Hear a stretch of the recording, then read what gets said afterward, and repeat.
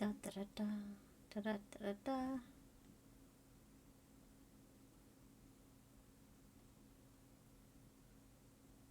Do do do do do do. Little little. Do do do do do do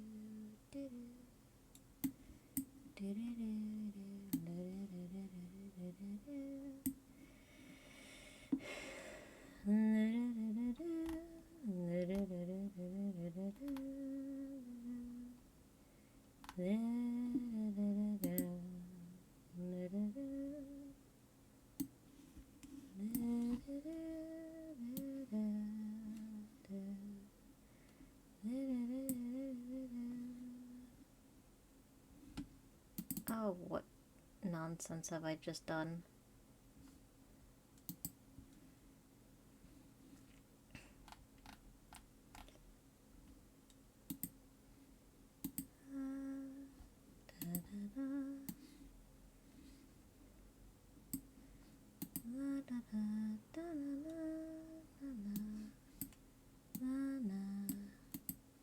Yeah, na na na.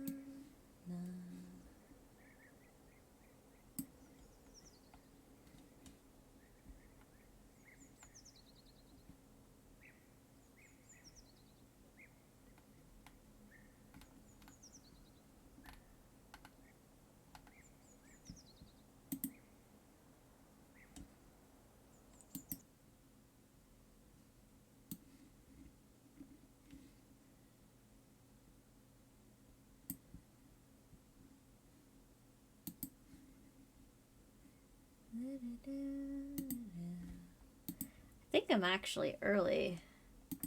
I don't think any of y'all are here yet.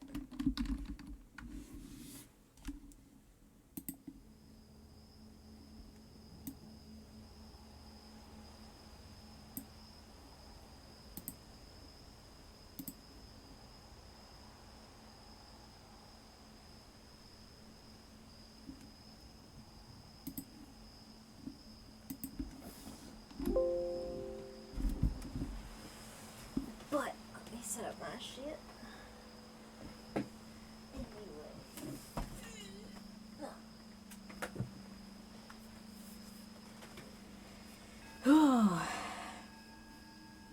And let me know if there are like any issues with audio or anything of that nature. Because Lord knows I'm incompetent. Wolfie doesn't know! Wolfie knows nothing!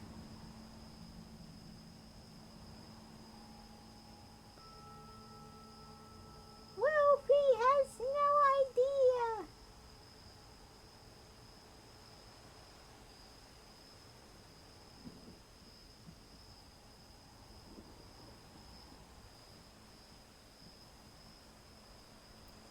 Yeah, I'll hang tight until y'all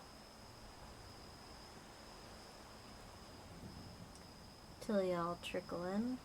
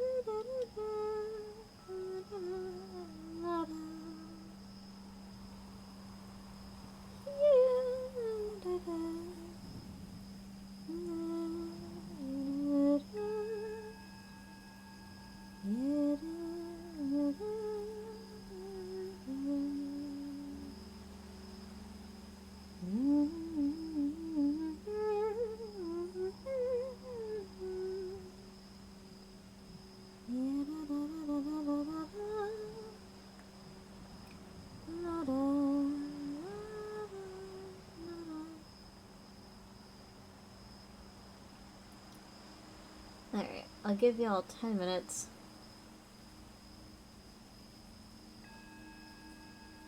And if nobody shows up, then I might just do a VOD of things I want to read. But yeah, I'll chill and we'll listen to the rain and the pitter-patter of things. Actually, you know what I'll do?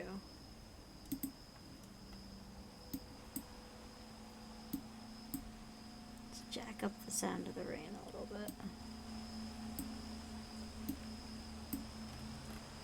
There we go.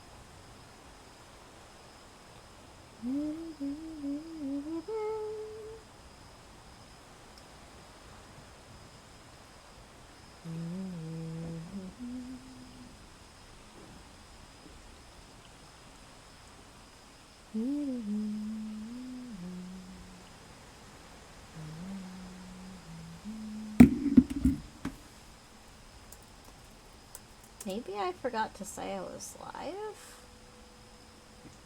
I don't know, it's really quiet.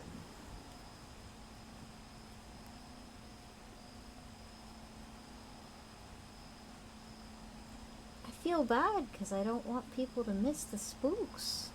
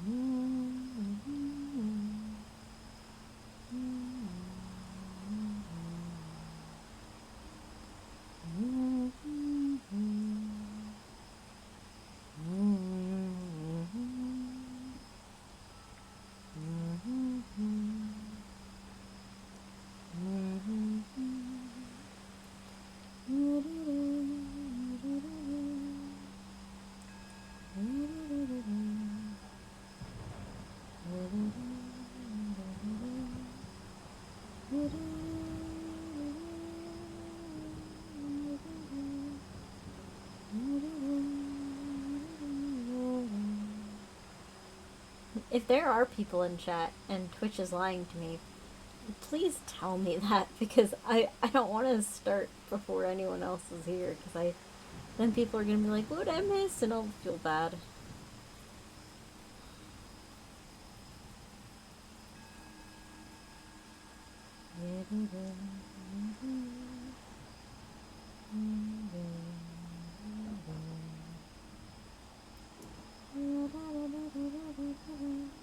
Just got home but need to change?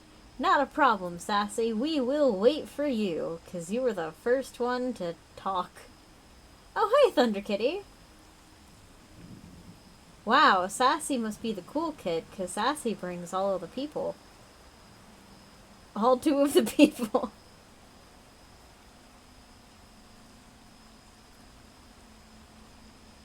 Yeah, maybe I ought to, like, start these later, because I'm always late anyway. How you doing, Thunder Kitty? To the yard? I feel like it's better than yours. Yeah. I mean, the Wolfie doesn't tend to create much milkshakes. Well, the ones that they do create, they tend to drink themselves, but... Listen, I really like vanilla steamers. Oh boy, a burb fact. Oh god, what a time to forget everything about birds. Did you know that ruby-crowned kinglets have anime eyes?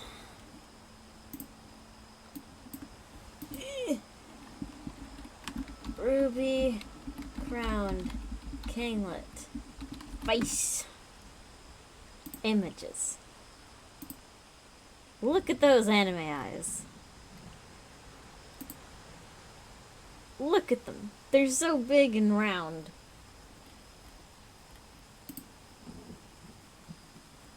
That's actually how you can tell, like, when they don't have the crown, which kinglet it is, because the other kinglets don't have it. They do kind of have, like, a woo sort of deal. Damn, he's got a really red one. Related content? Fuck you. Give me my birds.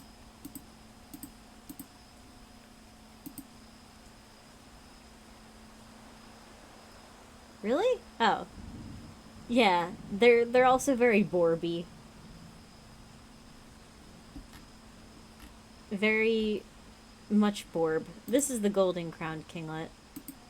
They're not as cute. They have like more severe eyes.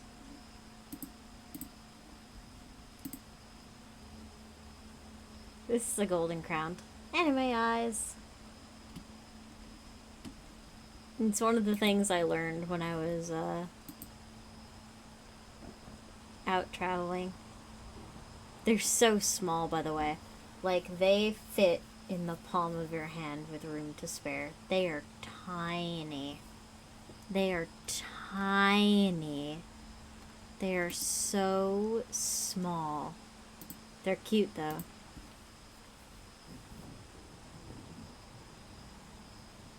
Sorry about that.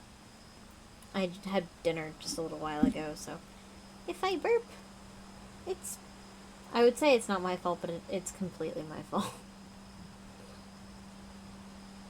But it's a natural part of life. I'm sure y'all are not gonna block and unfollow just because I burped slightly.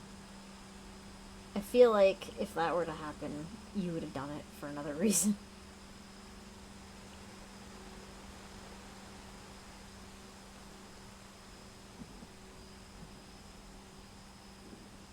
I'm not gonna let out like a thunderous one, obviously, but you might hear a little bit. Bit. Yo, Sassy, what's up? Welcome back. Oh, I should probably show you the bird with anime eyes so that you don't feel left out. With popcorn, ice cream, and water? Bruh.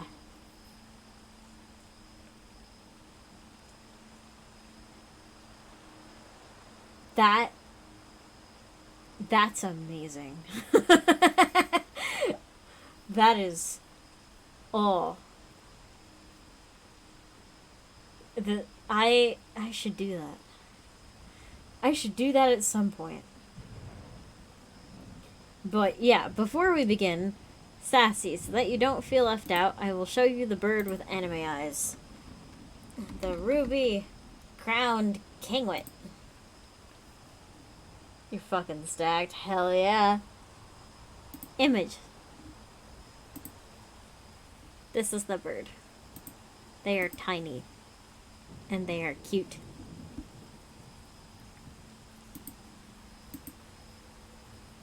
And they are my bird fact because I blanked hard. So yes, please take in this bird with anime eyes as a tribute to life, I guess.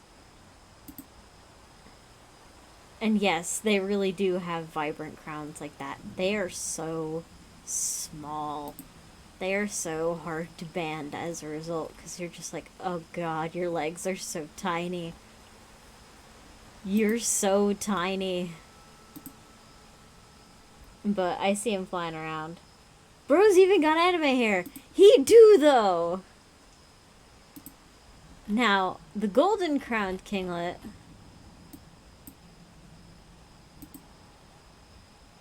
What the fuck is a kinglet? Come on now. Golden crowned kinglet.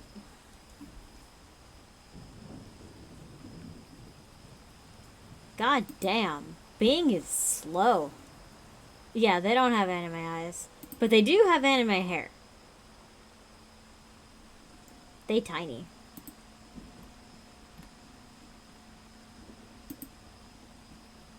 Okay, he almost has anime eyes. I'll give him that. But yeah, that was the bird fact, because... Which was really more of a bird stream, but like... Congrats. I couldn't think of anything. So, damn, yeah. So, we have that. But, today, y'all are... Oof! Ugh. Sorry. I'm a little sore, apparently. Oh, man. I don't even know from what. But, y'all are in for a treat. Because the Wolfie... Also, is my audio okay? Because I had to screw with a lot of things, because my ship broke. But yeah, I wrote not one, but 2 spooks for this week, and both of them are bird-related. Audio fine? You've been meaning to ask why you don't put a bunch of facts in a box to pull out when I need them? Oh, God. Sassy. Because I'm not smart. Because I'm... And also, I would blank while writing them. Like, I would suddenly, when I go down to, like, read them, I'd be like, okay. And then I'd, like, forget which ones I said. Or, like, when I write them, I'd be like, I forgot everything I know about birds. Isn't that just called a brain? Yeah, but in order for that to be a brain, your brain has to work. And mine is, well, it sometimes works. Wolfie is smart, brain just goes brrr. Yeah, okay, that's fair. Thank you. Why the fuck is the job? I didn't give Adobe frickin' permission. Not spawned, chat. I'm sorry. What the fuck? Why? Why have you done this? Who did this?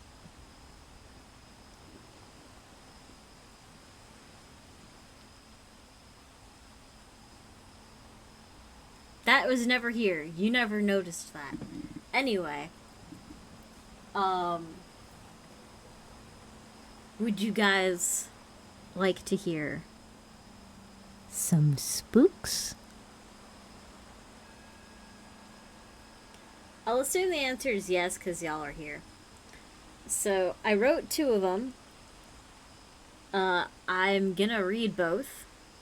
Unless people have, like, particular requests of what they want read.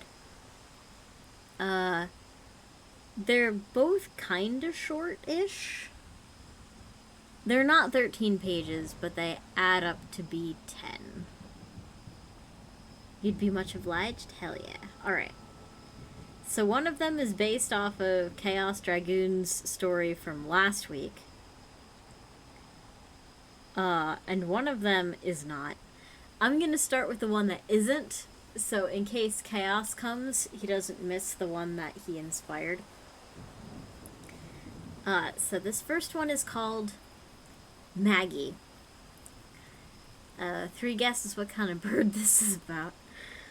Um, but yes, this one is called Maggie. I gotta hold on, I gotta get the everything. Right, here we go. Whew. If you'd asked me a year ago what the two best things to happen to me would be, I would say the first was when my wife Elaine agreed to marry me, and the second was the day I found Maggie. Yeah, I know Maggie is not the most creative name for a magpie you've ever heard, but came naturally. And all of it happened so fast. I guess things kinda happened fast with Elaine, too. I found Maggie when she was freshly fledged. Couldn't even fly yet. She'd been attacked in my yard by a neighbor's cat while I'd been out gardening, and I intervened. I quickly rushed her inside and called a wildlife rehabilitator, but they wouldn't take her. Too many animals, they admitted, and they'd probably just put her down. But she looked up at me with those frightened blue-tinged eyes, scared but trusting. And I knew I wasn't going to let anything like that happen. So I nursed her back to health, and when I tried to let her go, it became clear that Maggie would play outside, sure, but when the sky got dark on her first day of her release, she tapped on the kitchen window with her beak and insisted, "Night-night!" So Maggie slept in the big parrot cage I got for her so she could practice her branching, and she flew right back to it on her own volition when she got tired. Since then, she's been a happy part of my household. "Night-night!" was one of the phrases Maggie learned from me and from my sister Trish when she had my niece and nephew over. We would say night-night to the kids before bedtime, and I'd started doing it for little Maggie, too, when she was new. So she learned night-night meant bedtime, or at least quiet time, and snack time when she was hungry. It was clear she was fond of me, but also Trish, my sister, and the kids. She particularly liked the kids, even playing fetch with sticks outside in the yard and playing gently with their toys with them. It took a bit of time for her to get comfortable around my best friend Jack. He's kind of an animated guy with crazy dark curly hair and an intense measure of speaking. He carried a lot of his Italian Brooklyn rage with him to our little neighborhood in Colorado. But Maggie soon realized he was a kind and gentler person than his gruff and excitable way of talking would suggest, and she started mimicking and playing with him too. Maggie was a brilliant bird, and she grew to be smart as she grew to be beautiful. Beautiful black, white, and blue bird. She learned many phrases from me and my family to express herself, and even learned how to introduce herself. "I'm Maggie. I'm good girl. I don't bite." She was a vocal, happy spirit, fluttering noisily about the house. She picked up phrases from me, my family, Jack, and the television, amidst her more bird-like repertoire of noises. Oh, and boy, did Maggie ever love the television. She would watch all sorts of things, the kids' shows, comedians, Jeopardy, and she particularly enjoyed Animal Planet, maybe for reasons that should be obvious. But her absolute favorite was Cops. Every time she heard the "viewer discretion is advised" or a siren from the street, she would start bobbing excitedly up and down and chant, bad boys, what you gonna do? What you gonna do when they come for you?" I thought I would be able to do that with a straight face, but I guess not. She also learned to imitate the sirens. She got into a habit of doing that chant whenever she caught somebody getting in trouble, either in the show or when my niece tried to sneak a few extra cookies from the cookie jar. It was a strange irony that a bird so similar to blue jays and the ravens, symbols of mischief, would be so fond of the show Cops. Perhaps the sweetest of all, though, is that Maggie had a habit of saying, "I love you," to me, and to Trish, and to the kids, and every once in a while to Jack. I started dating Elaine when I'd had Maggie for about 6 months already. Elaine claimed she was an animal lover, and at first it looked like Maggie and Elaine were going to get along well. They seemed to really enjoy playing together and chattering back and forth at first, at least around me, and Maggie certainly didn't mind the extra attention. Outside of that, Elaine was my dream girl. She was a successful law clerk, incredibly sweet and considerate, and she was completely in love with me. She was too good to be true, and she was. After we got married about a year later, Elaine didn't keep that personality. She would scold and pick on me for every little thing, and started to throw small tantrums if I couldn't read her mind or something wasn't working the way she envisioned it to. I got the sense that Maggie didn't like the stress.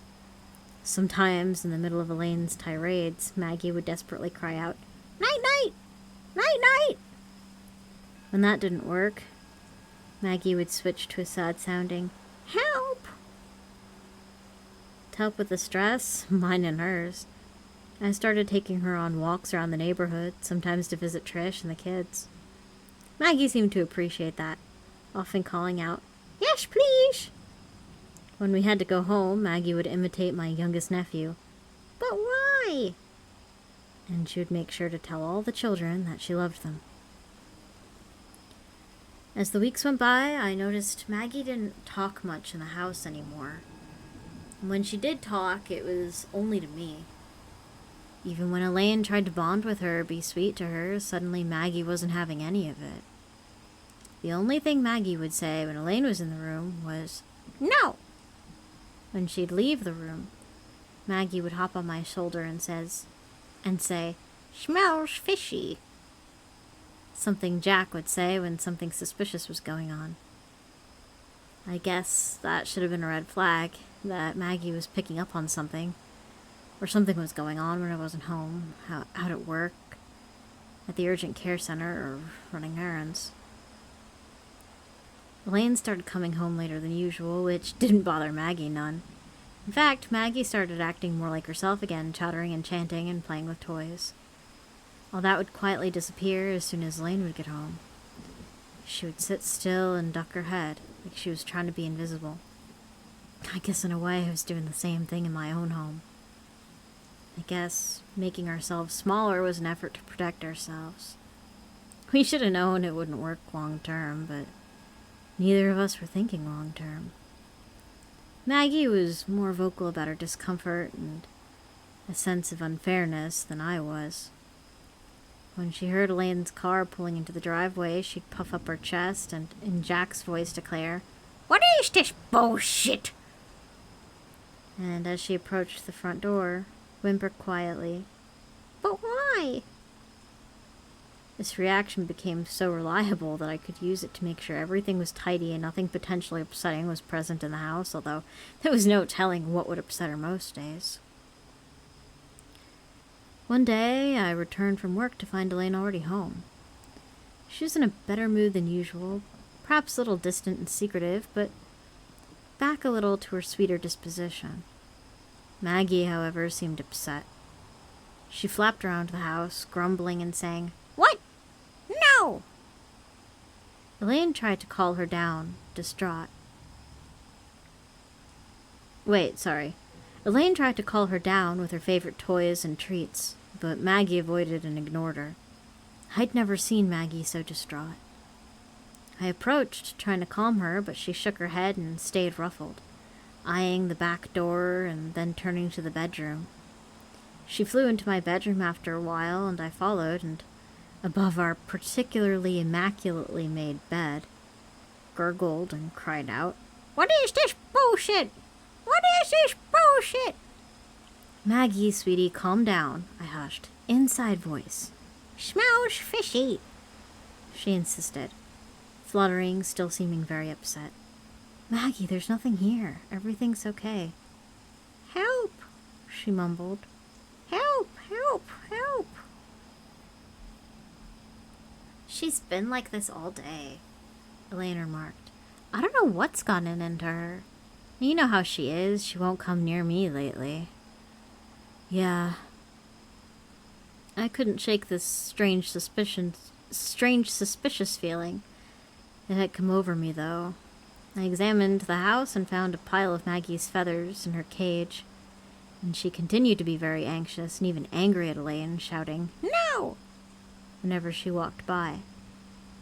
Maggie seemed happier when I took her to see Trish and the kids, but still not her usual perky self. I knew she was trying to tell me something, but I didn't know what. More weeks went by, and conversation between Elaine and I became quite reduced. She got home later and later, and when I asked her about it, she accused me of being jealous and insisted she was allowed to go out with friends and all this and that. I think Maggie picked up that something nefarious was going on and started to make siren sounds sometimes when Elaine walked by, or muttered quietly, "Bad boys, bad boys." Elaine would often scold Maggie for being rude, but Maggie was beyond caring what Elaine's opinion was. That relationship was over. Some days I would get home and Maggie would be really agitated, ripping at her own feathers or scratching on bits of furniture, flying from room to room, throwing tissues or pennies around the house. I sometimes got the sense that something was in the house with her while I was gone, and that was what was bothering her, but when I tried to talk to Elaine about it, she accused me of being paranoid and abusive. "What? You're going to believe that bird over me, your own wife? Really?" she shrieked. "You think that low of me? That I'd be bringing people around while you're out working or whatever? What are you really doing out there, huh?" "I don't know what to believe. You've been so weird lately," I retorted. "I just want to know what's going on. If this marriage is over, then let's end it. If you're with someone else, it's fine. We just need to know what to do and what steps to take." "Wow, I can't believe this," she scoffed. "We built a life together, and now you're all excited over your bird with mental issues, and you think this marriage is over. Both you and your bird have mental issues, okay, babe? This is ludicrous." The tirade went on, and answers never came. Maggie usually tried to leave the room during these shouting matches, but this time she didn't. She never took her eyes off Elaine, this intense, cold glare, even after the fight. Maggie didn't have dinner. When Elaine went to bed, I stayed a little longer on the couch. Maggie perched next to me. She wasn't talking either. "I'm sorry, Maggie," I sighed, patting her head. She pressed her head into my hand and made a soft churring noise, and a quiet, "I love you." I smiled sadly. "Are you sure you don't want dinner? No snack time?" That didn't get a response. She turned her attention to the television, but I wasn't sure she was really watching it. When I got up and turned off the television and headed to my room, Maggie became animated, perched on my shoulder, and quietly, intently, rasped, "No!" "Maggie," I grumbled. "I'm tired. I gotta go to bed." "But why?" "I have work tomorrow." She pulled on my shirt and tried to bring me to the couch again. "No more TV, Maggie. It's night-night." "Smells fishy." "It's okay, sweetie, I promise." "No." "Come on, Maggie. Night-night." Dejectedly, she flew to her cage and watched me enter my bedroom. I laid awake for a while, listening to Maggie fret outside, mumbling and grumbling and flapping. I wondered if she'd sleep at all. I glanced over at Elaine. She was already asleep. I sighed in relief and tried to get rest, too. The next morning, Maggie seemed genuinely happy to see me. As soon as I set out her breakfast of eggs and seeds, she gobbled it down greedily. I grinned and started on my cereal next to her before my face fell. I noticed that one of the long steak knives was missing from the rack. I knitted my brow, confused. "Elaine," I asked when she came in, "do you know where the missing steak knife is?" "It's always been missing," she snapped. "Shows how much you notice. It hasn't been there for months. I don't know where it is." "I feel like I would have noticed it," I mumbled. Well, I guess I didn't." "Well, I'll keep an eye out." "Yeah, good luck, paying more attention to some missing silverware than me again. Typical." I couldn't even think of a way to respond before she took her coat and slammed the door, leaving without breakfast. Maggie didn't remark on the exchange, just seemed relieved she was gone. I finished up and headed to work too, but Given it was a school holiday, I dropped her off at Trisha's house so she could spend the morning playing with the kids. Work was slow, so I decided to pick up Maggie and head home for some lunch and playtime, hoping it would help with Maggie's behavioral issues. When we pulled up to the house, though, Maggie started acting erratic. "No!" she shouted. "You don't want to go home? But snack time." "No!" Shh, we stood in the front yard. In front of the house, I was sure was empty and harmless, with Maggie shaking her head and fluffing her feathers out. "No!" "Maggie, there's nothing wrong about the house," I insisted. She responded with a siren noise, pointing her beak at the house. She was definitely concerned about what was going on in there, but I didn't even see Elaine's car in the driveway. I was mystified. I walked toward the front door despite her with a sigh. And for the first time in years, Maggie bit me, striking me hard with her beak on my shoulder, and flapped her wings. "Maggie, bad! That hurts!" "Maggie, I'm a good girl," she insisted, grasping on with her talons. "Help!" "I don't understand you right now," I sighed. "No biting. We're going home." "But why?"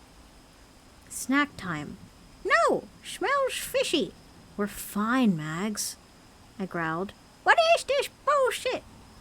she exclaimed, flapping and trying to drag me away from the door again. "No! But why? I love you." "I love you too, Maggie. If you want to wait here, you can, but I'm going inside and getting food." With that, I shooed her off of me and opened the door. She let out a cry I could only describe as anguish, and I looked back at her, circling around the yard, distraught. I turned back to go inside. The house seemed darker than it should have been, and there was an air of discomfort within it. Despite the silence and the lack of cars in the driveway, I didn't feel alone. Then, quietly, I heard a moaning, soft. Rage boiled in my blood. I ran to the bedroom and threw open the door, but no one was there. I trained my ears in the silence, and then slowly made my way to the basement door and opened it. Walking down to the entertainment area below, I saw black candles lit and a circle of cloaked people, my wife in the center of them, completely nude, reaching her hands up ecstatically before my presence was noticed. "Travis!" she cried, looking at me. "You weren't supposed to be home for another couple of hours. What the fuck is going on?" I roared. But before I could say more, the cloaked men stood up, and in one's hand, I found my kitchen knife. I scrambled back upstairs, grazed by the knife on my forearms as I tried to defend myself, slithering out of the mess of grasping hands, trying to block out the cruel, harsh laughter of the woman I once called my wife. Yes, grab him for me. End him. And liberate me. In the name of Lilith and her demons, bring her that sacrifice. If he hadn't waited so long last night, I would have spared us all this trouble. I could barely understand what I was hearing, but I exploded out of my basement and barreled through my living room. The man with the knife had gained on me and grasped my shoulder from behind, before I heard him cry out in pain and shock. I glanced behind me, and there was Maggie, viciously pecking his eyes and beating him with her white and blue wings. He swatted her violently, and she glid painfully to the ground and ran on foot out the door, where I quickly followed and shut the door. I scooped up Maggie in my arms and ran to my car, driving back to work. Maggie seemed dazed, and I was afraid she hit her head. She was holding one of her wings limply at her side, but she was alert. I didn't even mind I had blood smeared all over my steering wheel and my shirt. At work, they bandaged me up as I called the police. Jack took off work to stay with me and started looking up divorce attorneys. And in his opinion, not a moment too soon. Maggie, quiet and stressed, probably agreed. The vet across the street offered to come look at her wing when I told my coworkers about Maggie's bravery. He managed to splint her wing and told me to keep an eye on her. Birds don't often show how poorly they're doing, and it was important we find a calm place for her to recover.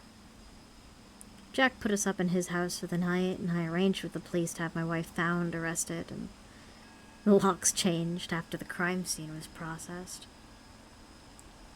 Maggie started to get drowsy once we got back to Jack's. Again, she didn't eat. She didn't even seem to take notice of cops on the television. She stared into space and muttered, "I love you," gently to me.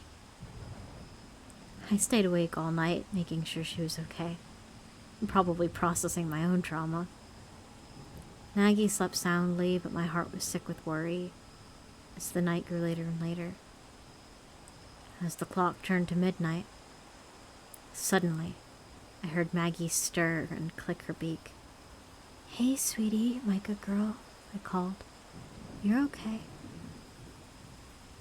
"Slaughter him. Sacrifice him. And the contract is fulfilled," she stammered, having trouble pronouncing the words. "Then I'll run with you, and nothing will stop us then.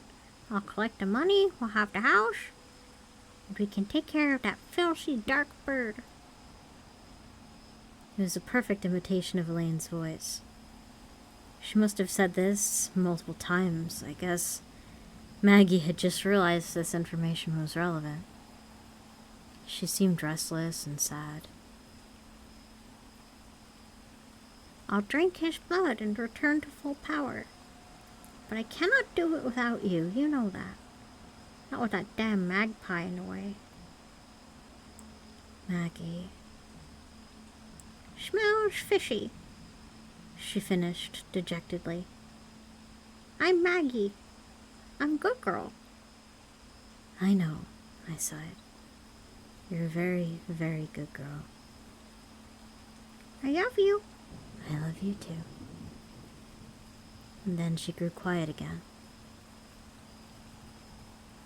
With everyone's help, I was able to get Elaine out of my life, and she was charged with a whole litany of crimes.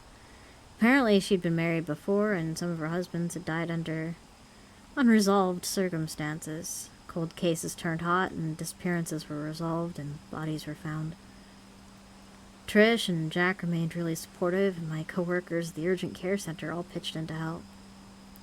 I made a full recovery from the knife wounds and started to return to a normal life, as normal as it can be after something like that. As for the neighborhood, everyone was talking about the demonic cult thing. It was sensational. The law firm Elaine worked for renounced all connections with her, and of course every Wiccan and Satanist came out of the woodwork to disown her. I had to testify in court, but by that time, Maggie had separation anxiety. Trish stayed with Maggie, and they watched me on the court cameras in the security office so Maggie could keep an eye on me. As a reward for being good in the courthouse, the police let Maggie see a police siren in real life up close. And for the first time, I'd recognized her heroism in my grisly case. As for Maggie, she can no longer fly, but she made a full recovery otherwise, and has returned to singing the cops' theme song.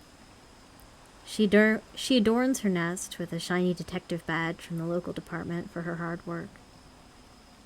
Hopefully, Maggie's a retired cop now. And that's the story of Maggie.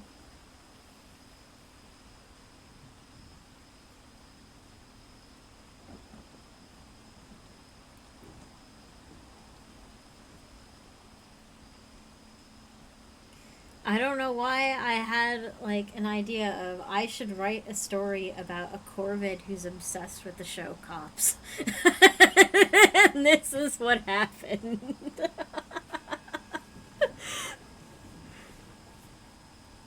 Sometimes my ideas make sense and sometimes they don't.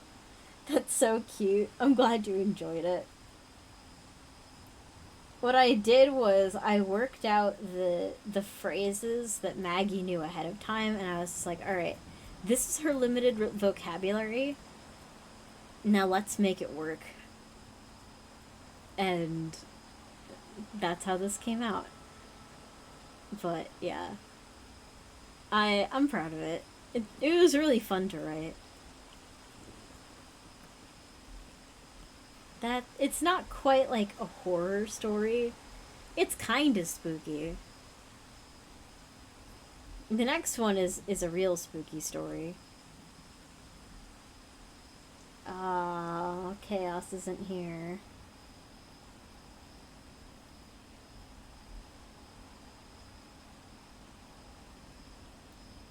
Chaos.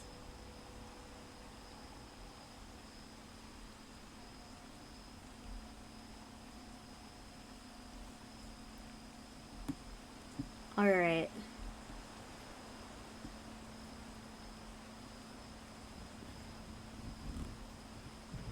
Alright.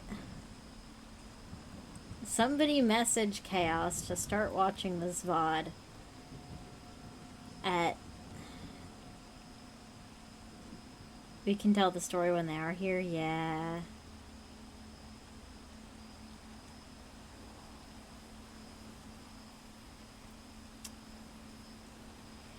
Yeah.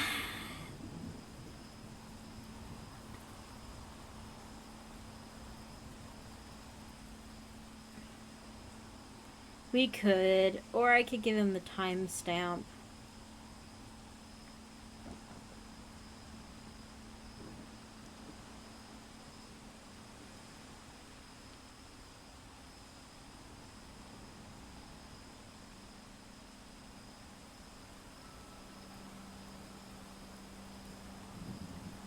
Does anyone have any requests in the meantime?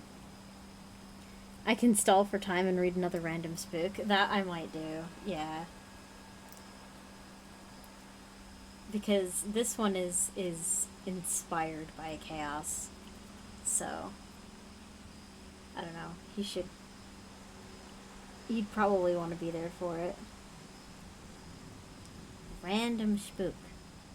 Random spook. Maggie is voiced by Ren. Ugh. God, that was fun to read. Alright. Where in the world do you want to go? What kind of spooks do you want me to read about? Because, Lord knows I've got plenty of spooks. Spooky Potato Boys.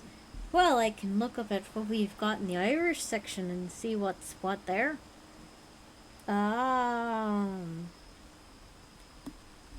Oh, good lord. Let's see. I could probably control F potatoes. And see what comes up. Potato. Oh my god. Oh my god, something actually came up. Okay, here we go.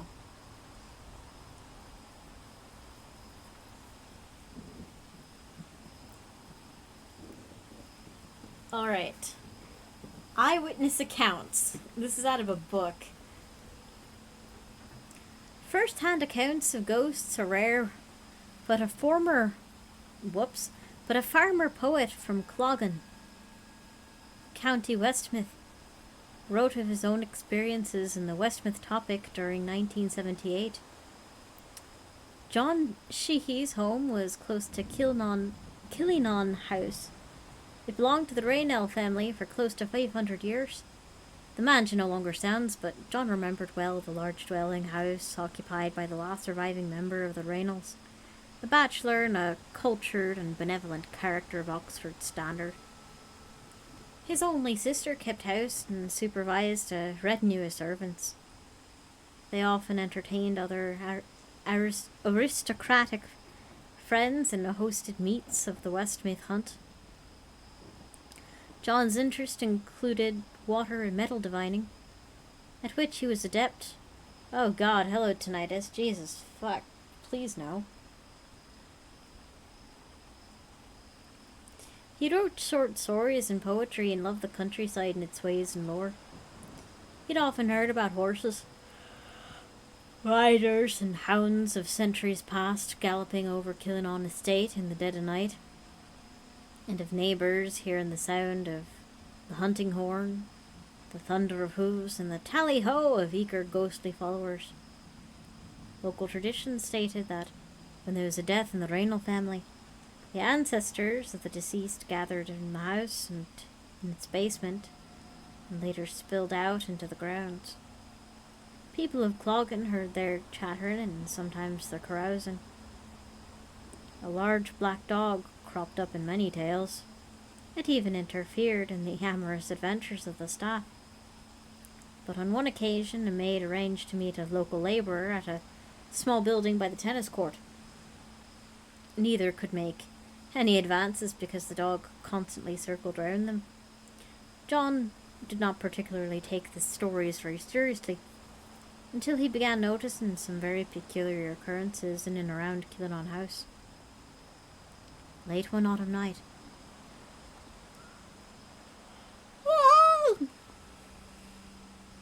That's not part of the story. Late one autumn night, John was at the mearing of the Killenon property, looking for one of his beasts which had rambled from his haggard. He saw an orange glow moving through the estate, about 8 feet above the ground. He would stop for a while, and then move on again. Too large for will-o'-the-wisp. John nevertheless concluded that it was some similar phosphorescent light caused by combustion of methane. Then his heart gave a leap. Almost beside him was another man watching the light. This giant figure was standing by a stile leading into the Stile? S-T-I-L-E.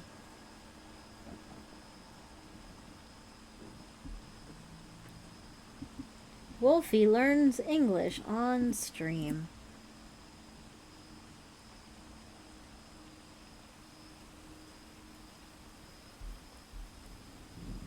How you say? Oh, I'm not wearing my headphones. God damn it.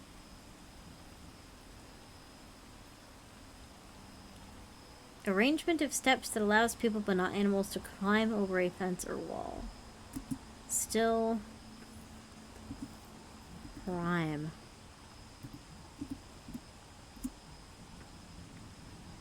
Oh, it is style. Okay. Rhyming with while. Yep, it's style. Yep. Thanks, Sassy. Like in the Crooked Man nursery rhyme. There's a Crooked Man nursery rhyme? I was missing out.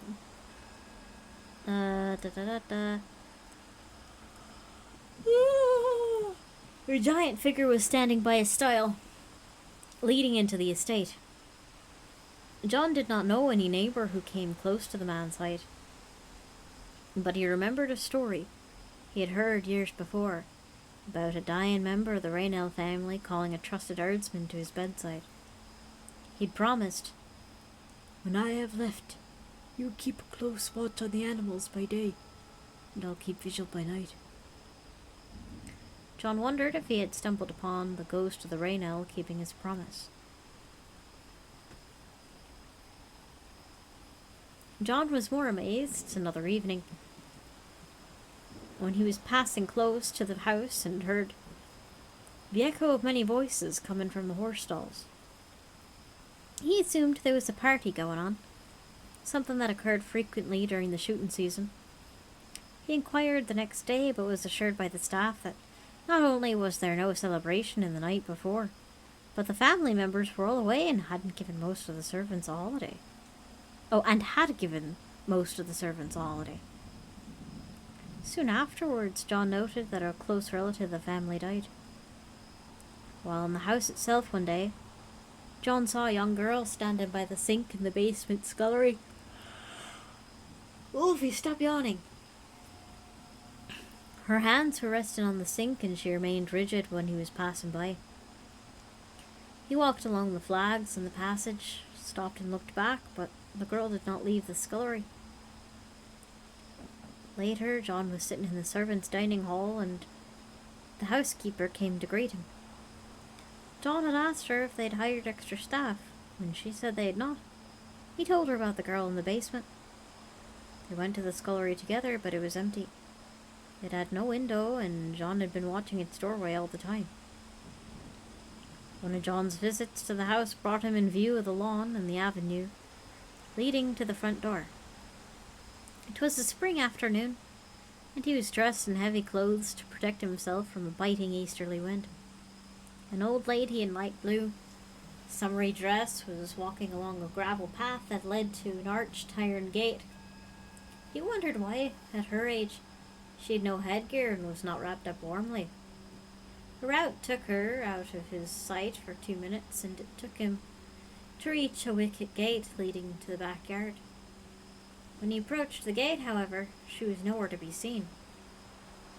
And then he remembered.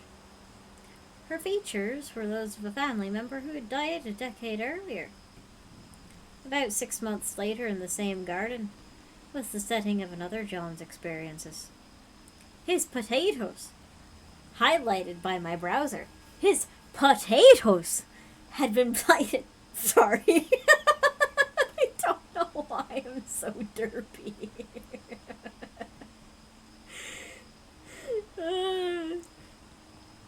His potatoes had been blighted, and he was visiting the garden, hoping to buy some from the gardener.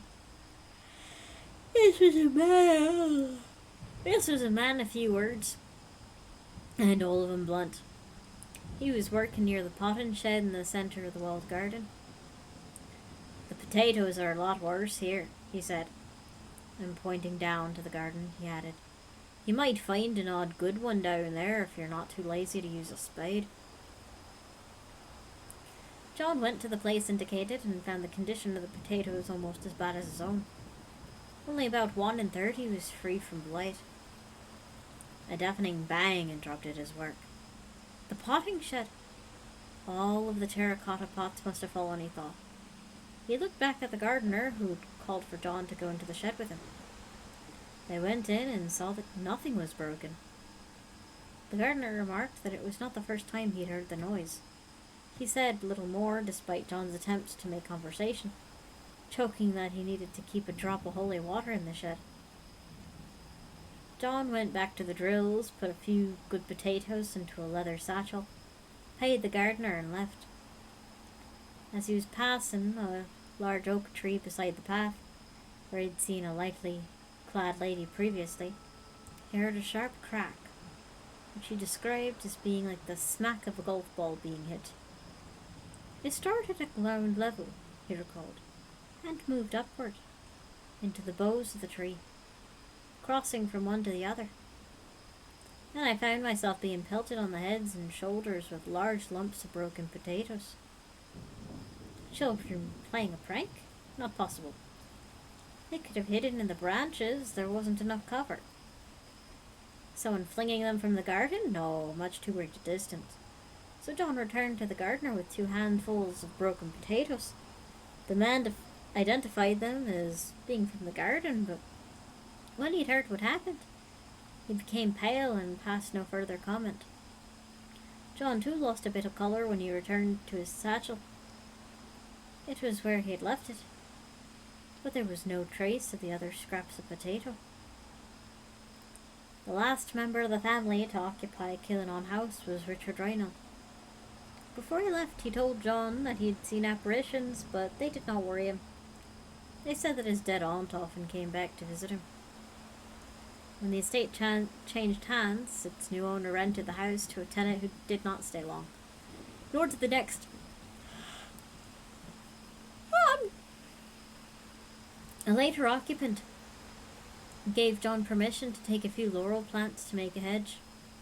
He was bringing them home, tied in a bundle and slung over his shoulder, about an hour before noon one bright morning. Moving through a grove, he felt his loaves swinging from side to side and thought a briar might have caught it. He stopped to check, but he couldn't see nothing that might have caused the movement. Off he went again, and this time his shoulders began jerking as the load began moving up and down, as if some unseen hand was tugging at the laurels. and the same force hoisted the bundle up about 3 feet into the air with such strength that the rope slapped against John's face and knocked his hat off. Rather than feeling frightened, John began to pull the load aggressively along the ground. Yet, although it was not heavy, he found the task difficult. Something was still trying to drag the bundle back. He was obliged to turn around, face the bundle, and haul it, as if he were competing in a tug-of-war. Despite the strange incident, John planted the laurels and they grew into a fine hedge. Many years later, however, he was wakened at midnight by the weird howling coming from the laurels. Thinking it might be the cry of a cat, he arose, opened the window, and shouted, "Go away!" The sound persisted, so he went to the kitchen window, opened it, and noisily called out again. The sound grew louder. During all John's previous experiences, he'd remained relatively calm, but that night he went back to bed in a lather of perspiration. He knew of the banshee being a harbinger of death, and felt this disturbance had something to do with her. His aunt died 2 days later. A Church of Ireland minister who was interested in the astronomy and beekeeping was among the later tenants of the Killenon house. He befriended John, and they often spent hours walking around the estate. When the rector and his wife moved on, John heard later that they had died within a week of each other somewhere in Munster. The next occupant engaged a workman who would have been but a toddler when John had his eerie experiences, and would not have known of them. One day this man was discussing the repair of a fence with John. He seemed to be nervous. Eventually he told John that he saw a man dressed in clerical attire walking through the yard the previous evening and entering a shed. The workmen had followed but found the shed empty. The next resident of Killenon was a retired British Army captain, a veteran of the Second World War. He lived alone, fended for himself, for 2 fine hunters and a pair of young foxhounds. John had some of the stables rented for cattle at the time. On different occasions, both the captain and John saw a strange black dog around the stables, whose presence, even when lying down, disturbed all the animals greatly. Once John's cattle were quite frantic, so he shouted at the dog to go away. It refused. John had reins in his hand, and he lashed out at the animal. "He simply vanished before my eyes and seemed to go down into the ground," he said. Was this the same dog that had earlier interfered with the courting couple? If so, he was ageless. Unexplained apparitions of humans and animals, noises, and other strange happenings became part of Killenon House's history. One couple who had rented it had been hoping to live out their years in the quietness of the Irish Midlands. They stayed 2 weeks, leaving without explanation. The County Meath family beat that record. They stayed just one night. Another occupant employed an estate manager who called with John one day, saying that although his master's car was parked outside, he could not get into the house to make an urgent telephone call. John went with him and tried to help. They feared the owner may have collapsed inside. A tractor mechanic who was working in the yard joined them as they walked around the house to see if they could gain admission by another door or window. Twice a stone dropped from the roof and landed at their feet. Then, as they stood at the side door, wondering if they should force it open, they heard a loud banging on it from the inside. It sounded like sledgehammer blows, and the noise reverberated around the yard. John thought he saw and heard glass falling from upstairs window, but he could see no shards on the ground. The 2 men announced that they would be delaying no longer in such a weird situation and left, the manager having decided to ring the Garda Síochána. Whether or not the Gardaí came out or not, John could not tell, but at 10 o'clock that evening, the manager arrived at his door in an agitated state, repeating the word, "Oh, it's terrible." When he calmed down, he told John how the mechanic had left some tools at the house and had returned to collect them, bringing his mother along for the drive. The manager had joined them, and all three had driven to the house. The sounds inside were worse than before, and they had heard loud sobbing coming from many parts of the mansion, but from one room in particular. John went to his own gate, and the mechanic's mother, a woman of responsibility, gave the same account and said she was terrified. He collected a torch from his house and told his brother he was going to go up to Killenon in the mechanic's car. His brother decided to go too. There was no room in the car, but he said he'd walk across the fields and they would all meet up in the yard. John got into the car and they took off. When they rounded the bend in the long avenue, and the mansion came into view, silhouetted against the night sky, there were sighs of relief, because lights were blazing in a number of windows. The relief was short-lived, however. The course of the avenue left in the house out of sight for a few minutes, and when it reappeared it was in total darkness. The group continued on to the yard where John's brother joined them. The men placed a long ladder against the sill of a window from which the mechanic and his mother said they'd heard the most prolonged crying. John climbed up, shone the torch through the window, but could see nothing. He tried opening the window and managed to raise the sash sufficiently to allow his smaller brother to squeeze through. The others admired the brother's bravery and waited apprehensively at the front door, which he said wouldn't open from the inside. Oh God, it's a hunt. It's a hunt in Phasmophobia. When he did so, they all trooped in and searched every corner of the house, but discovered nothing unusual or out of place. The mystery of the missing owner had deepened.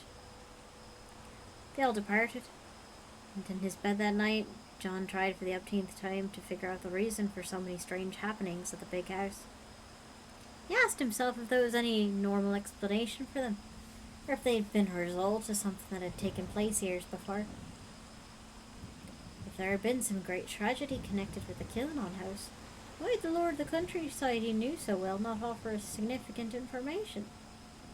True, some stories hinted that the house had been built on an ancient burial ground.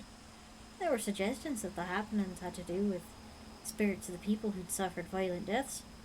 There was no concrete evidence. John was still confounded.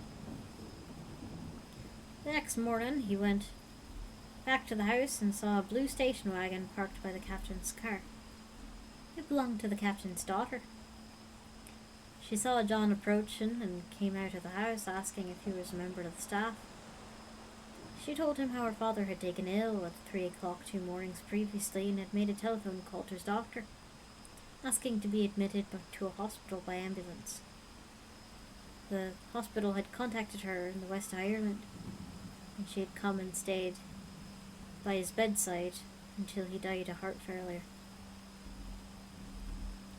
Saddened by the man's death, John was working in the garden the following day when 2 large stones, which he recognized as being part of the roof of the Killenon house stables, landed beside him.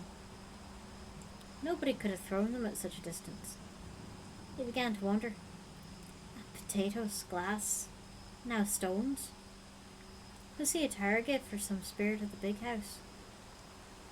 He and the people of Cloggin were even more confused when in the early 1970s there was an unexplained fire in the vacant Killenon house. Only a shell remains, and this was cleared away in 1978, when John decided to tell the events outlined above. He stressed that there had been many other unexplained happenings.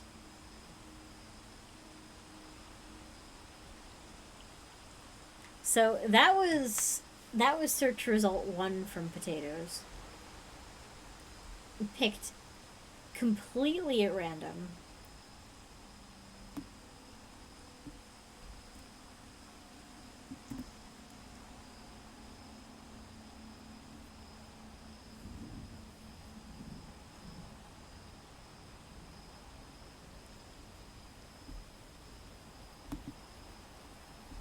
Which is impressive.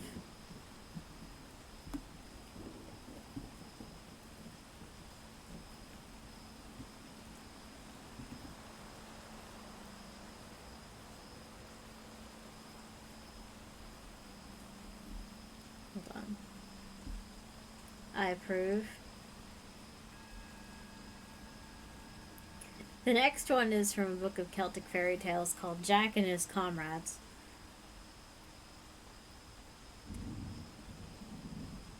But I'm not seeing a ton of mentions of potatoes in particular.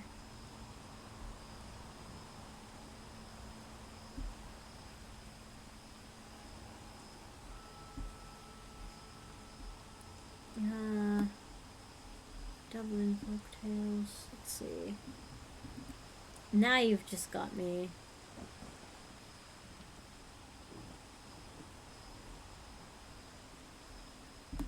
Now you've just got me on something.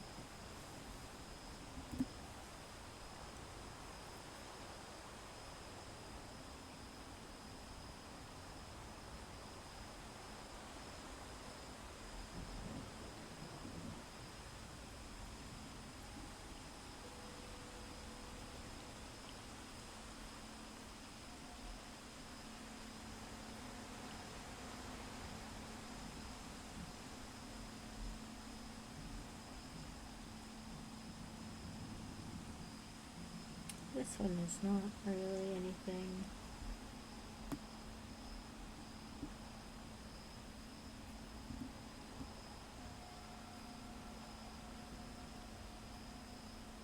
Oh my god, okay, here we go.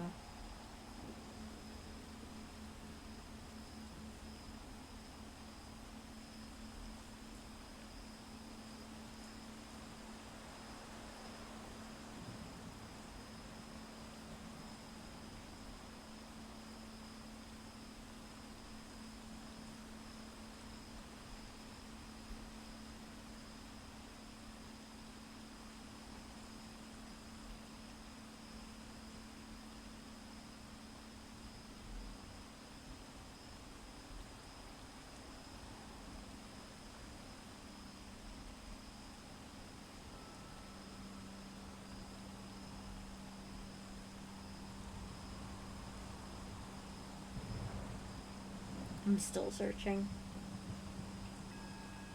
Let's see. I have half a mind to switch to Inscription because for some reason I'm super tired. But I will take any more requests if y'all have them.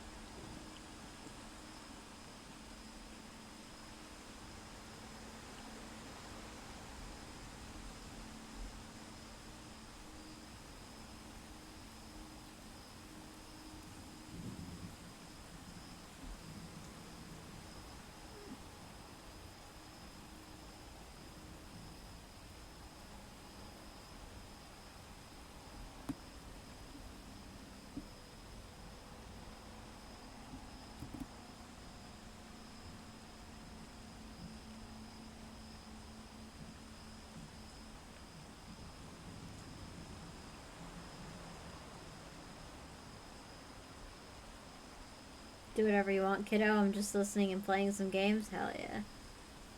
Alright, let me try to find one more. Okay, that's the one I just found. Okay.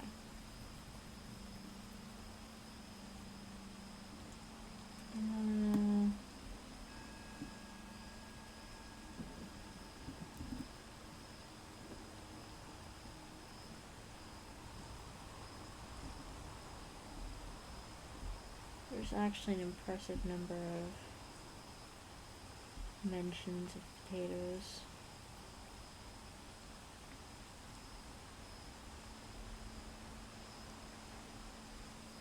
Oh, we've read this one already. Okay.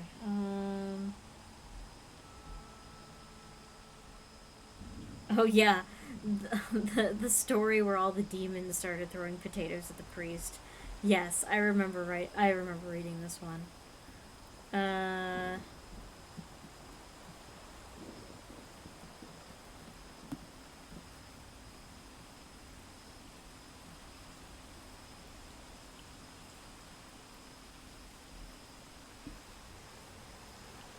Alright, let's see here.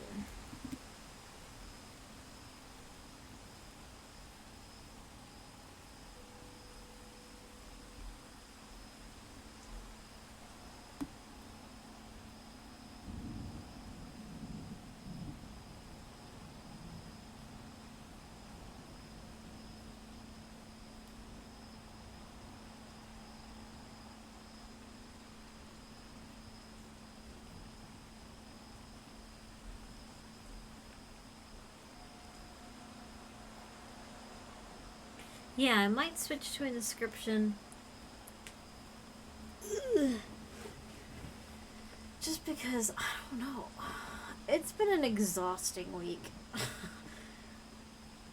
My boss is transitioning to no longer being my boss.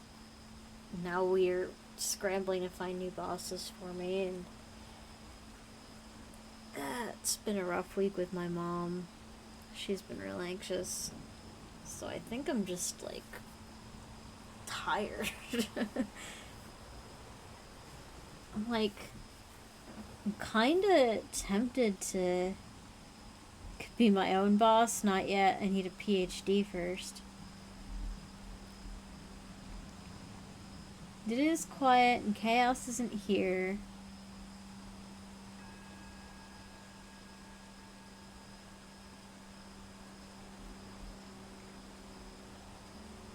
I don't know.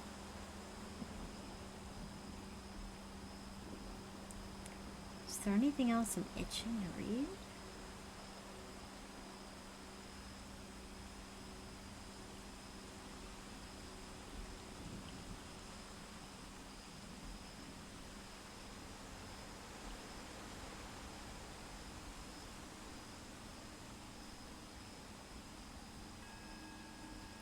Nothing particular. It's it's rough because all year is Halloween for us. So it's like the there's less pressure to do everything in October. Which is nice, but at the same time, like, really, Wolfie, you're gonna slack on October? And the answer is, yeah, I'm tired.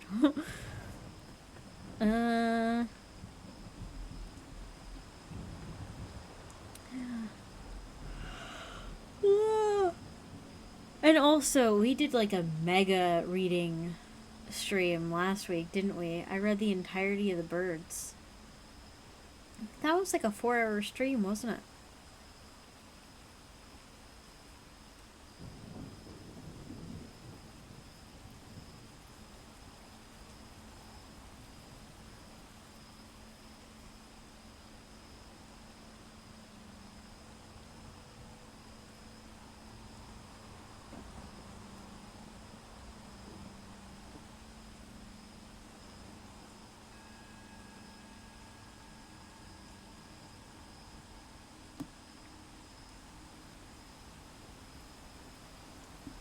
You know what? I'll read. We did go past midnight. Alright, I'll read one more from, like, Book of First Responders, because those tend to be short and sweet. And then we'll switch to Scription. How's that?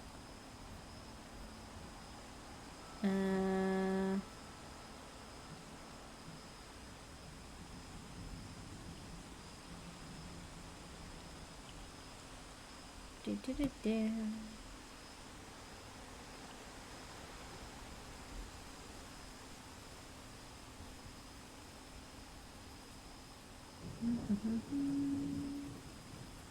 Sleeping on the weekends. Oy.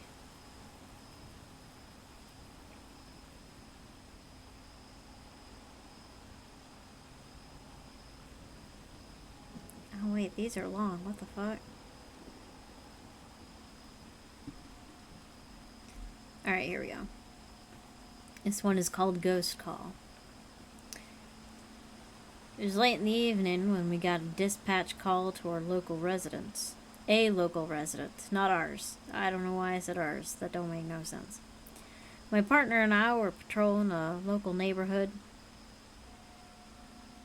A local neighborhood. In our oh my god, why am I getting tripped up on articles? My partner and I were patrolling a local neighborhood in our vehicle. Since we were in the vicinity, we accepted the call. It had been a hang-up call according to the dispatcher, but protocol designated, we still had to check it out.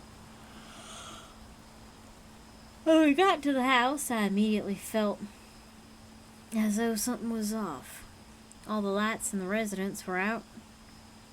No curtains had been drawn, and the windows peered at us like vacant eyes in the dark.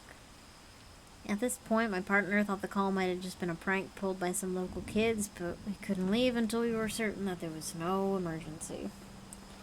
Plus, as I said, something about the place made me feel uneasy. We switched on our flashlights and shone them toward the house. For a moment, I thought I glimpsed movement in one of the upper windows when the beam glanced off it, but there was nothing there when I checked again. Either I had imagined it, or the house wasn't empty after all. I alerted my partner to act with caution, not quite telling her what I'd seen. We both approached the house. Went to the front door first. The porch light was broken and strung with thick cobwebs, and the paint on the wood was peeling. Some of it flaked off the door when I knocked, each thud echoing dully inside. After a few minutes of waiting and receiving no answer, I tried again. The windows, my partner suggested. We were met with further silence, and I nodded. Since the windows were uncovered, we were able to shine a flashlight into the room. The first window revealed a kitchen. Even from the outside, I could see plates of old food stacked in the sink and flies buzzing around the trash. Layers of grime coated the surfaces, and there was puddles of spilled liquid on the floor. I could almost smell it just from looking at it. This place must not have been cleaned for months. I glanced at my partner, and she looked equally disgusted. "Let's check the other window," I suggested. We both crossed to the other side of the property. I already had an idea of what we would find. A kitchen in an estate like that usually means the owner passed on or passed away. Sure enough, the moment we shone our flashlights into the room, my partner recoiled. There was a body in the middle of the room. It was difficult to see every little detail. The window was considerably dirtier than the other, with yellow stains and a kind of sticker residue obscuring parts of the glass, but I saw enough to figure that the person had been dead a long time.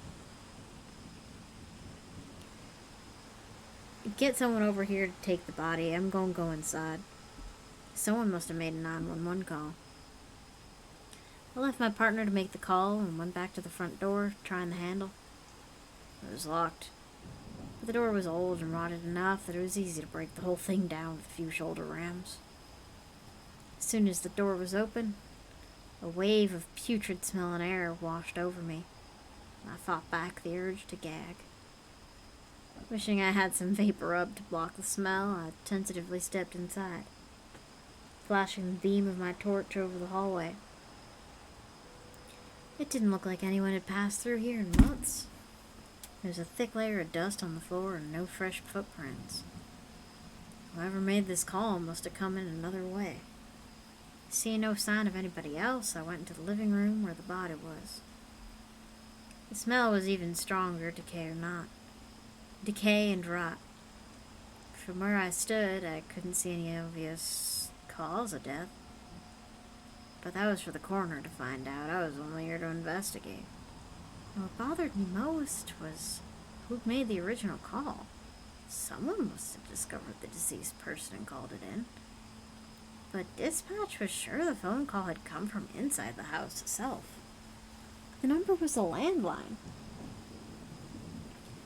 Backing out of the room, I went in search of a phone, listening for any signs of an intruder as I went. All was quiet, but I did find a landline. It was on the counter in the hallway off the hook. There were no fingerprints in the dust, but I still picked up the receiver with my sleeve, holding it away from my ear so as not to contaminate the surface. There was no dial tone. Tried punching in the number on the dial pad, but still nothing happened. The phone was dead. It struck me as odd. Unless there was another phone somewhere else in the house, how'd the call been made? Stranger still, it turned out that all the utilities in the house had been shut off when the residents stopped paying the bills. Nothing worked, nor had it worked for a long time. The landline had no way of operating, and yet somehow it had been used to... It had been used to place a call to the police. We searched the residence top to bottom, and we found nothing. There was no evidence of an intruder, and no other phone was discovered. We never did find out who made that 911 call, and it still unsettles me, even to this day. Sounds like you need Maggie.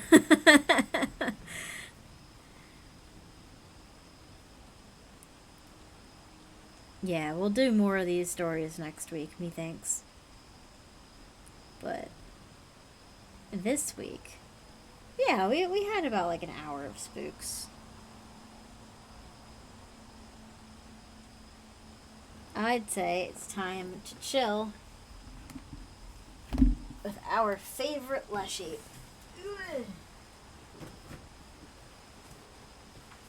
Da da da da da da da da da da da da. Yiddly-doo. Smells fishy.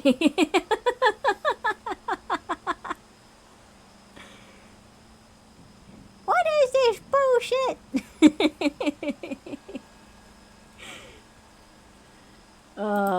I love how that's gonna be a thing now, isn't it? Alright. Let's get some scription.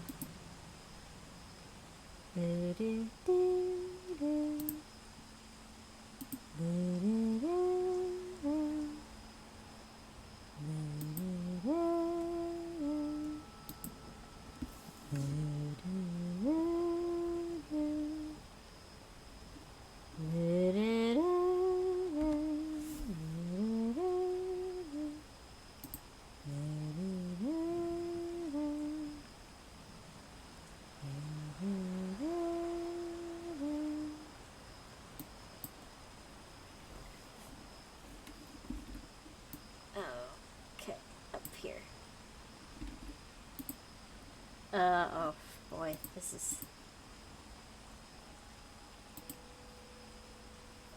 we need to stretch that shit to screen. There we go.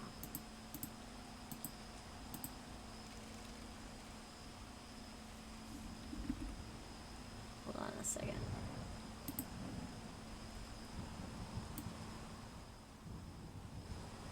You know what we'll do?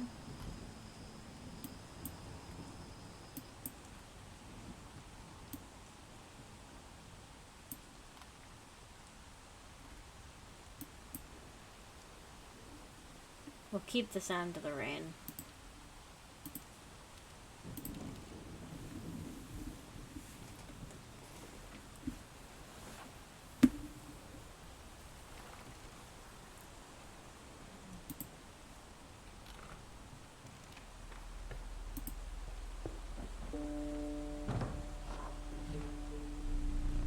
Y'all can see, right? Oh shit, I forgot to change the game. God damn it.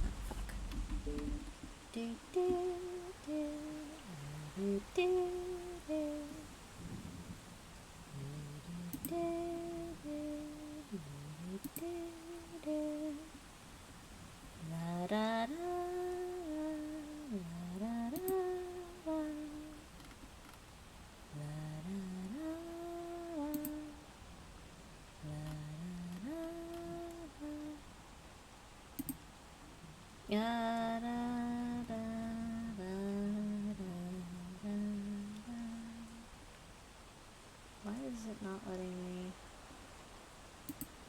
do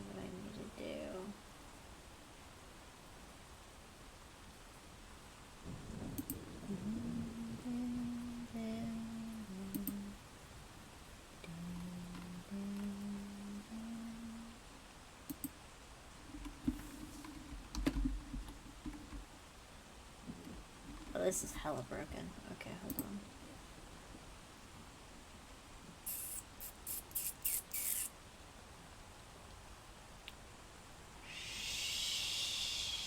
Shit.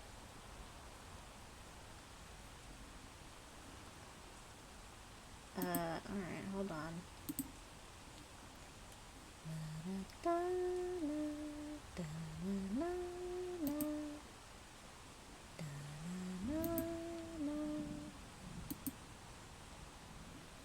I wonder if I can do this straight from OBS.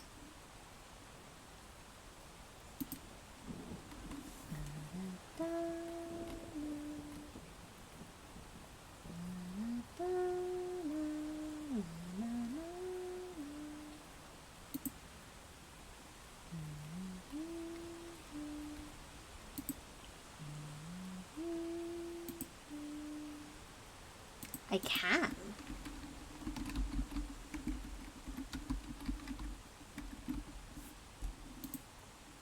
Oh, that's neat. Oh, lit. I didn't even know I could do that. Okay, cool. Oh, God.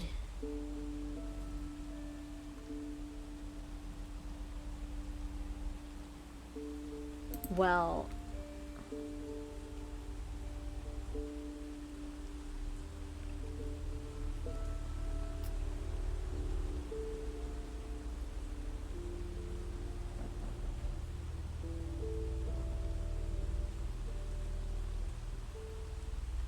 You're probably the best bet. Because they're not gonna have us. Oh, wait, no, don't despair, don't despair. We planned this. This is what we want. No, why? Why would you ever do that? No. We're doing it this way. Come on now. Okay. We're gonna do this because it gives us a little more control. That's annoying.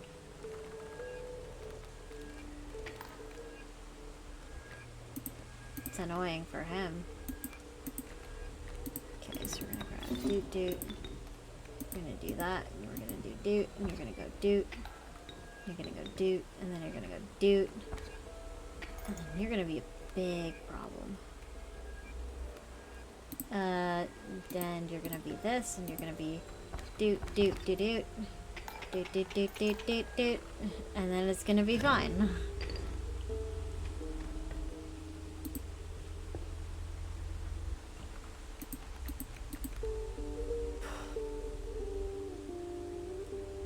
Do you have anything else? Yeah, the bullfrog is the least shitty of them. I guess I'm going for a reptile deck if this is the case. I don't know if I'm gonna need that. I'm more likely gonna need bones. I want to do this. We're gonna have to combine at some point, which is potentially not great.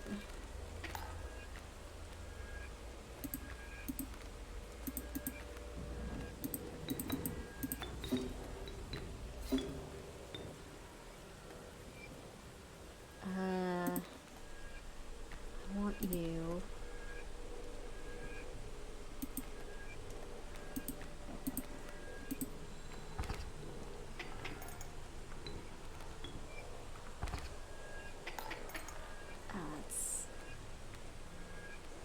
That's not very cash money.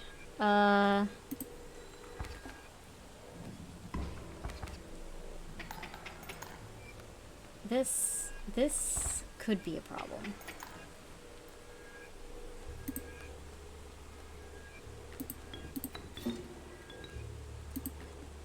I need that to be there.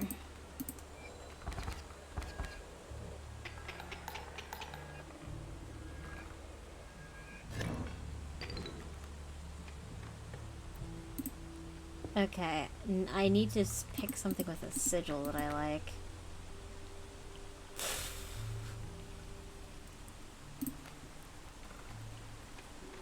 Yep, okay.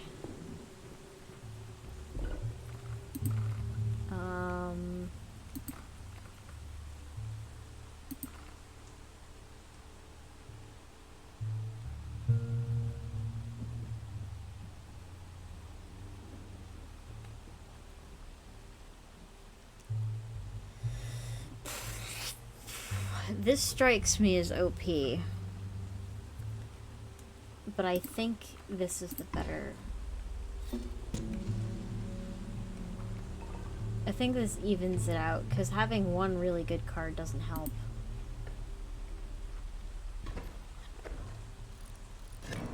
They really want me to combine shit, though, which worries me.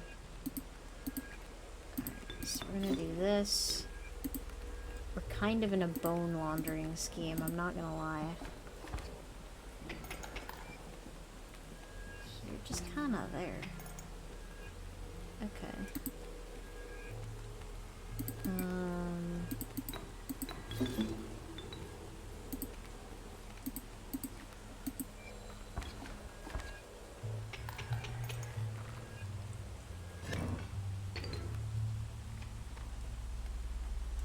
We need more. We probably... Oh, hello.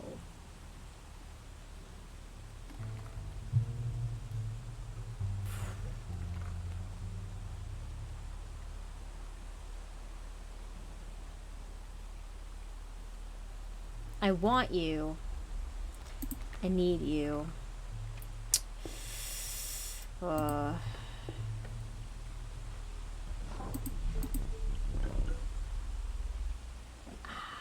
This is not what I want.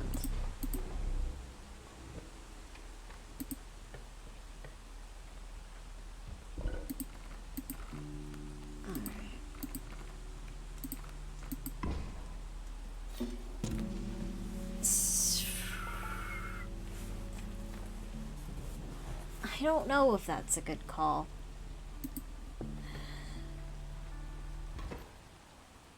I don't know.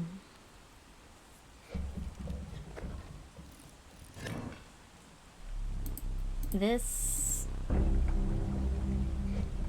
We...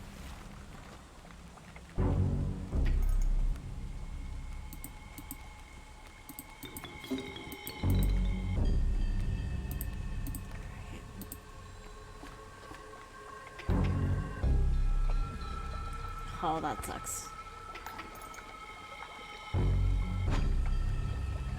Yeah, go ahead. I don't care about that. Or even better, take that one.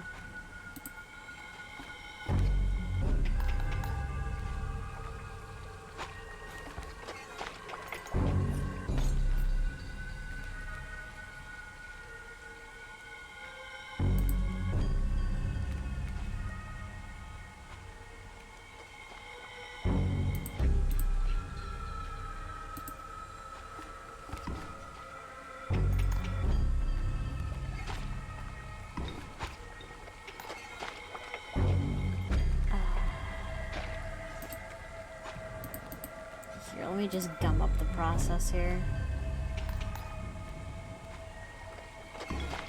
Oh, fuck.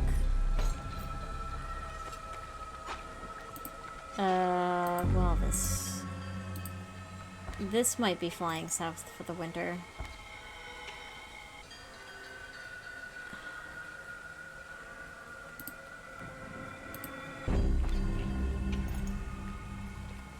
Ow.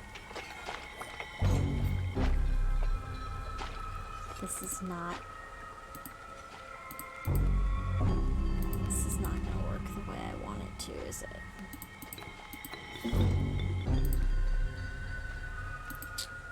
I believe that was a misplay.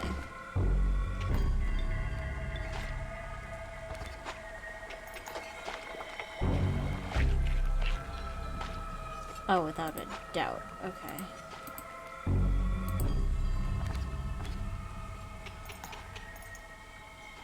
I have nothing left. This is not good.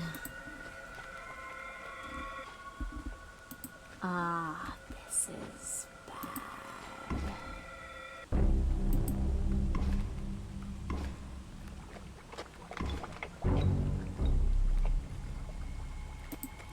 Okay.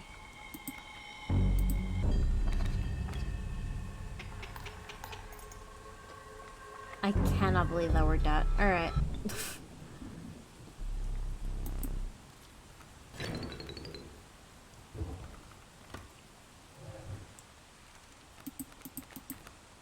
Skink.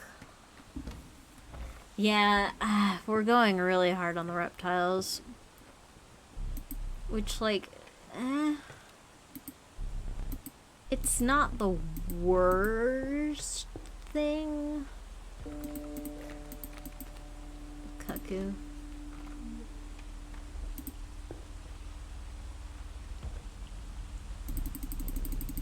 Alright, yeah, I could use a pack rat, because the pack rat's pretty hard hitter. This path is boring. Let's try this way.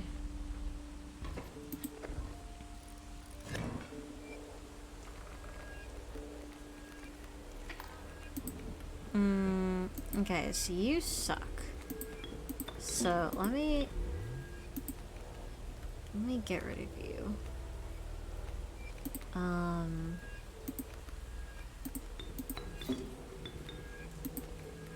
I'll sub you, and I'll go use. Then we have do.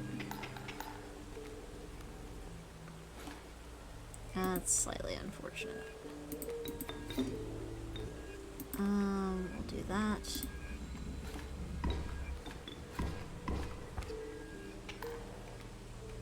Yeah, rip.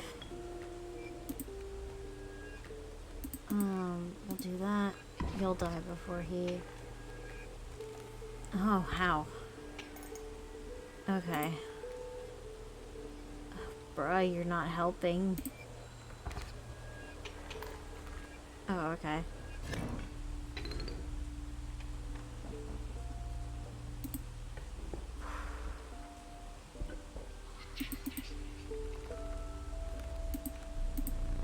Attack, kin, or sigils. Well, nobody doesn't have sigils, so I can't lose.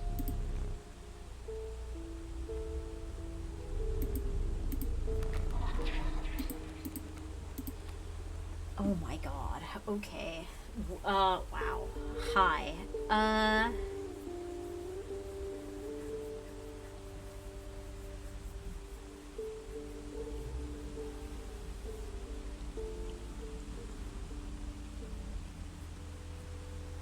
The Bloodhound is the clear winner here.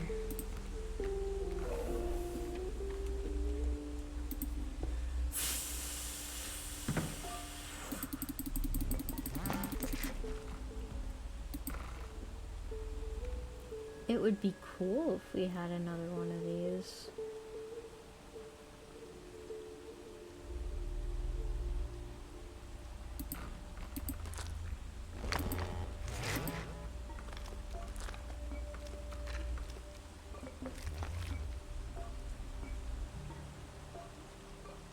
Cool.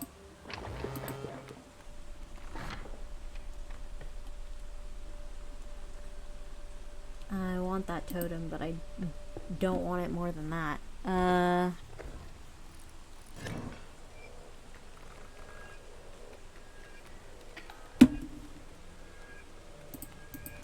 Okay.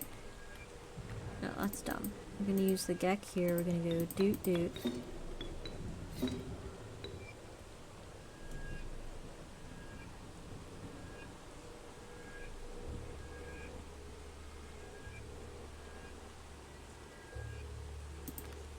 We're gonna put him there, because he's fragile.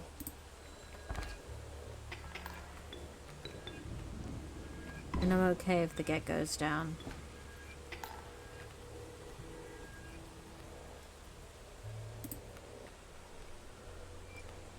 Oh well, this is slightly funny.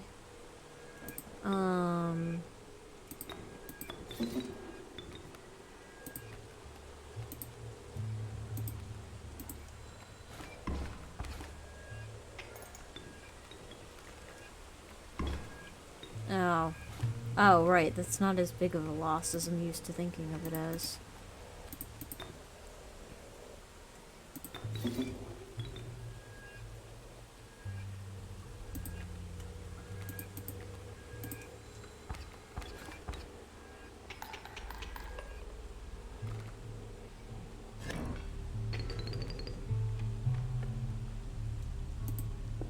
Let's strengthen. Nice. Okay.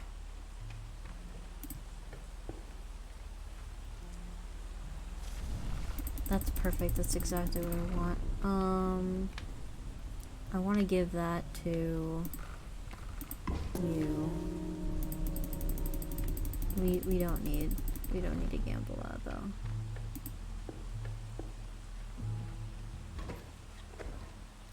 Oh, that can be a bitch.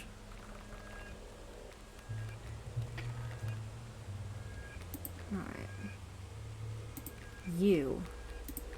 You suck. So let's take care of that before that becomes an issue. I'm gonna put you there. We're gonna do this. So we're gonna have 1, 2, 3 right off the bat. That Sparrow's gonna hit for. Oh, hey, that sucks. Alright. Pack rat. It's not really gonna help me much, but I don't think I'm gonna need it.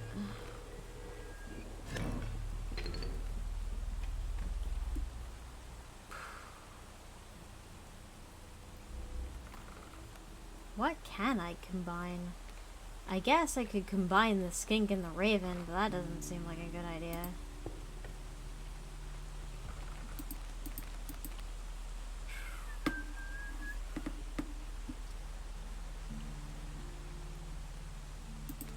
This is Mimi.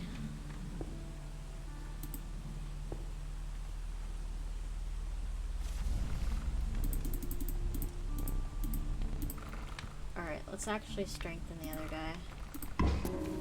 There's literally no reason why not.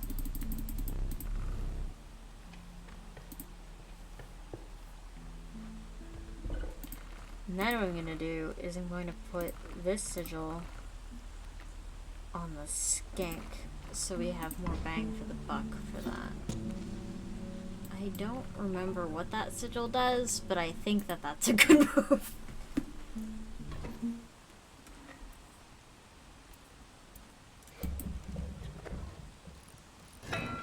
Alright.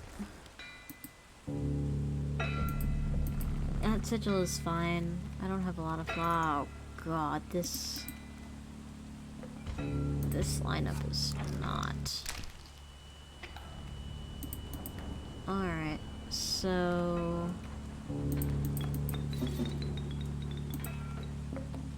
yeah. That's annoying, but... that's gonna hit me for 3.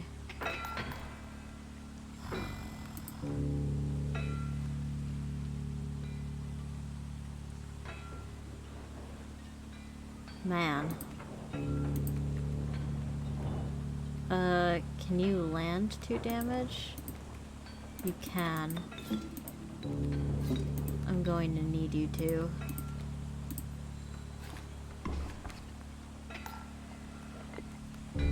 Oh, that is a problem. That's not good. Okay.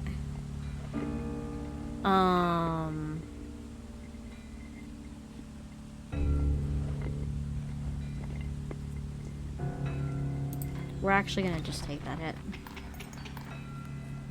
I think it's worth it.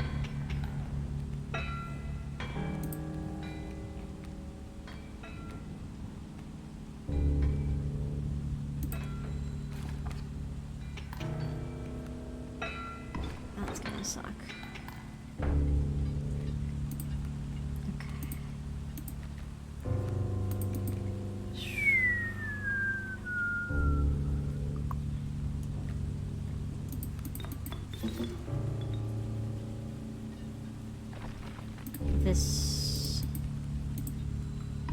This ain't it, Chief. This ain't the mood. Oh, fuck. You survived.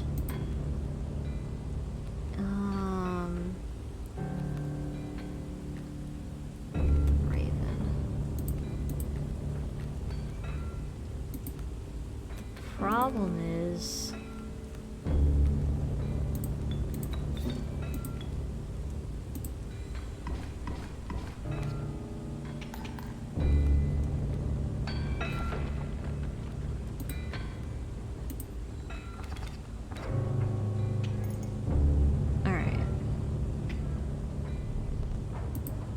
We get all of the cards that I care about back from this, though. So it's not so bad. It's not so bad, it's not so bad. My feet's gone cold, I'm wondering why. I don't know how to do.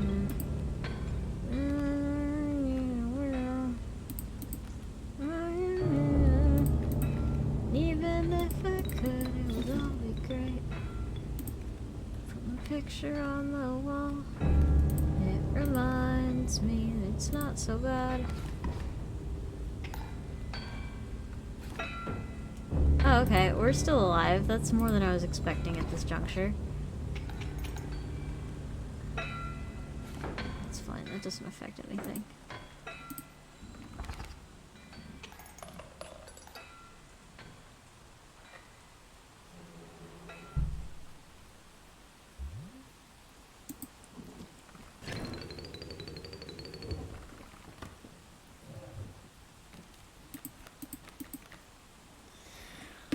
Wow! You all suck.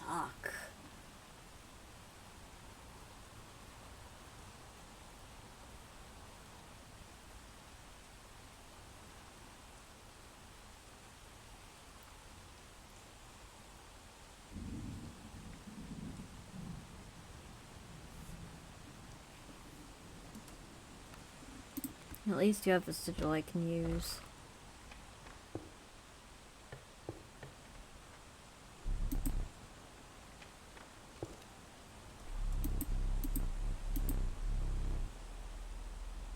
Okay.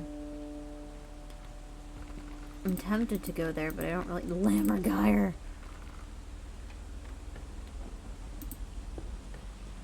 Let's get rid of the Warren. Because we're gonna get the Warren when we least want it, and it's gonna be terrible.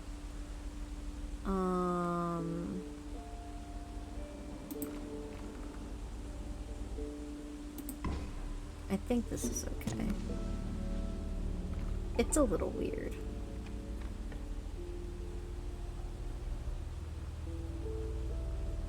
This is probably the best way to go. I want to use an item though.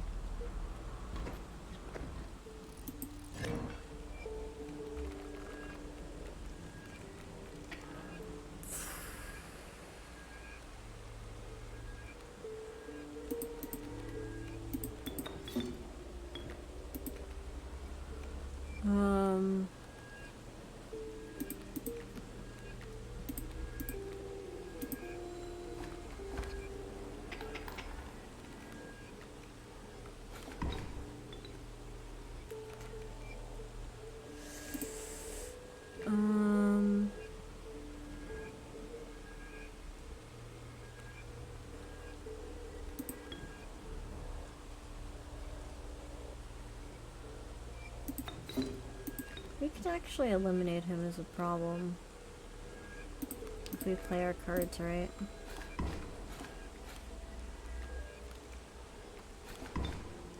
That was always gonna happen, so I'm not confused about that.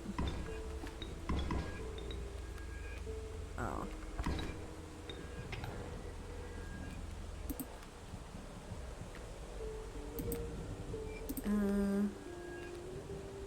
We can do that and just put that there.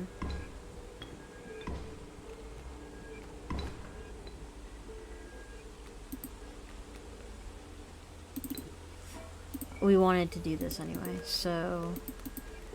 Boom, boom, boom, boom. Lammergeier's in the room. Da da da da da da da da da da da da.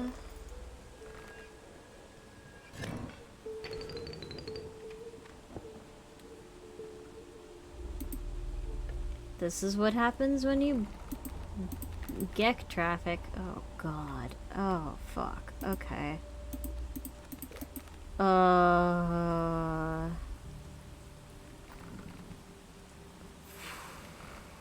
take another cuckoo.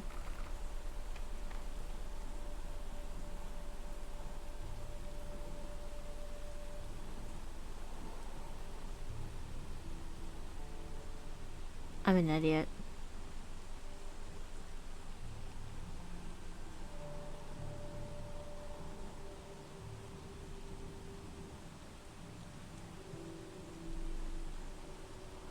Oh, and I can never get that back. Oh, son of a bitch.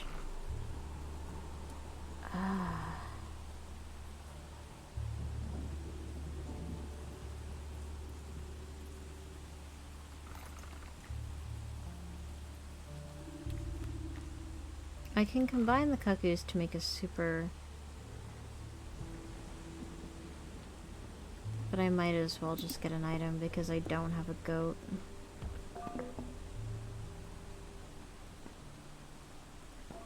Squirrel is always better.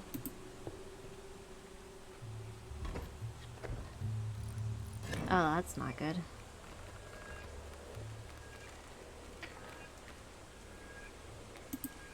Okay. So we need to address some things.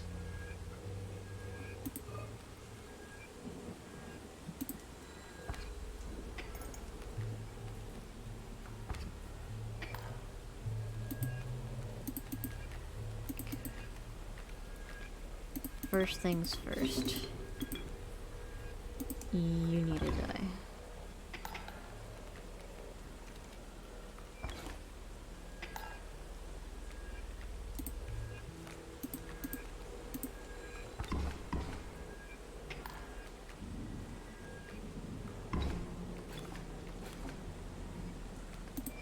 Okay. This is still apparently fine.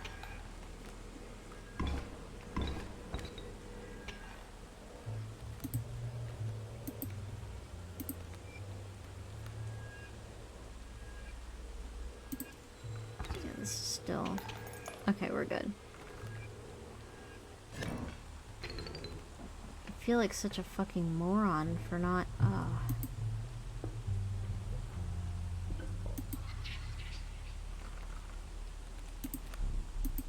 I mean, I probably don't need it, but...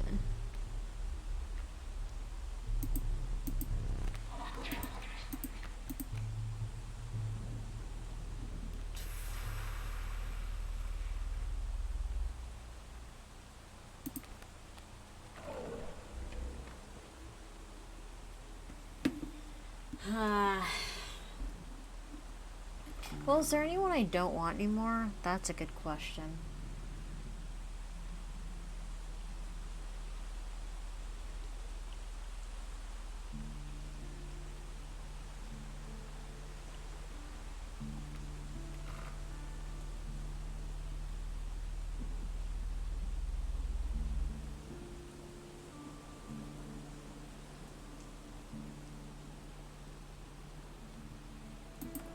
Like, the rabbit is pretty superfluous.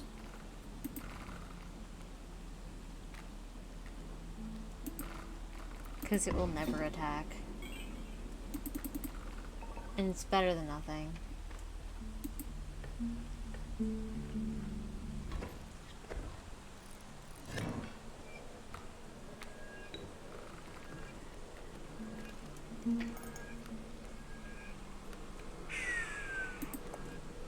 Okay.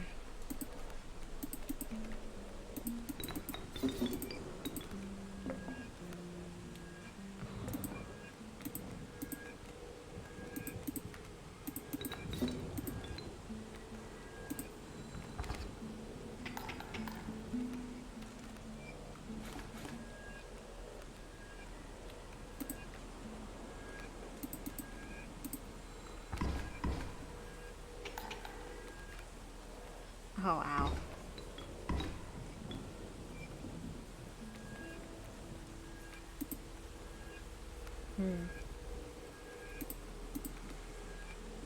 Wait.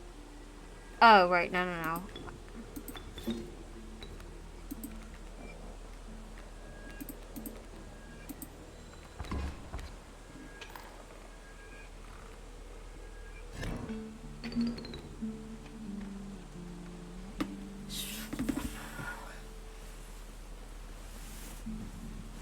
Painting guy is probably the way to go, not gonna lie.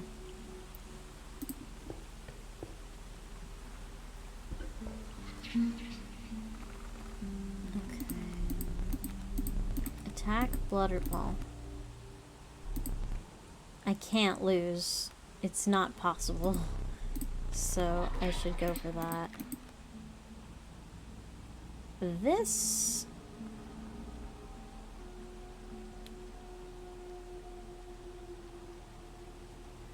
Oh man, it's interesting.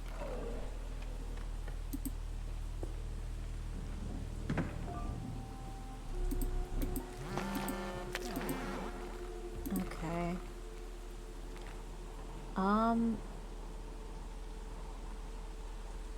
Well, there's no downside.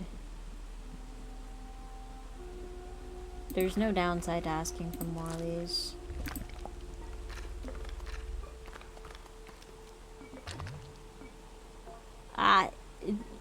Well,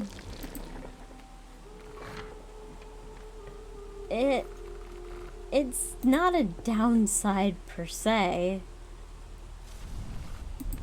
Okay, who do I annoy with death easily? Well, you're not really supposed to get hit, so that shouldn't matter. I'd like it if you lived a long time. I'm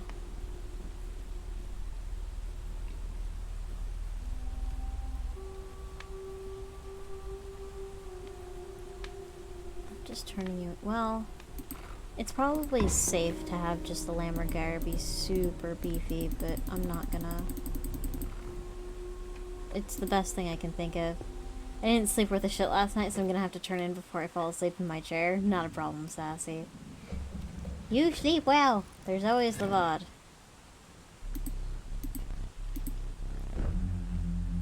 Oh god, here we go. Oh, why do you give me the worst things? I'll drink all the water, Sassy. You don't gotta worry about that. Alright, so... right off the bat, I want to do this to just drum up as many bones as I possibly can very quickly. If I can't use that though, if you're gonna hit me for 2, it's not the worst thing ever. This ain't good, but I'm gonna do it. Ow. Well, that seems a little bit bullshit. Fuck. I'm gonna do that for self-defense. And I'm gonna put this down.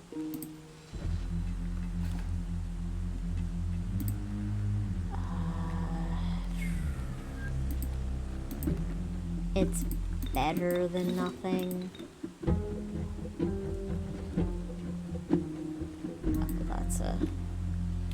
that's a fuck up.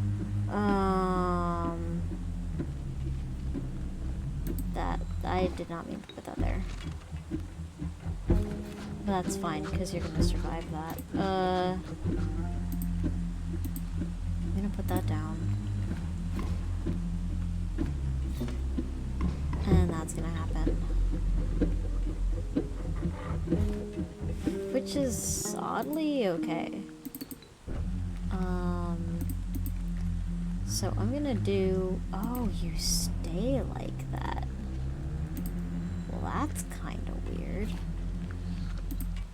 Alright, well, what we're gonna do then... we're gonna put you there.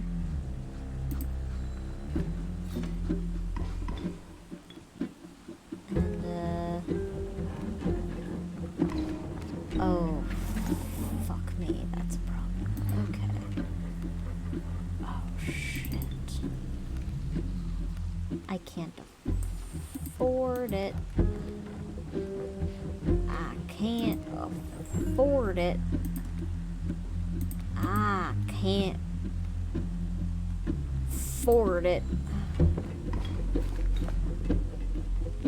I can't.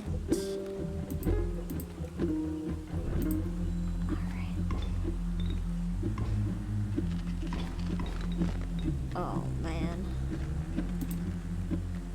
Oh, you'll really put me in a rough position, friend.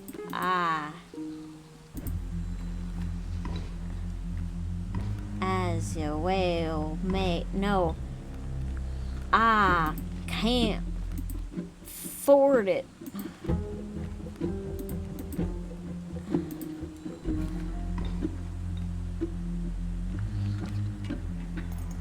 Fuck!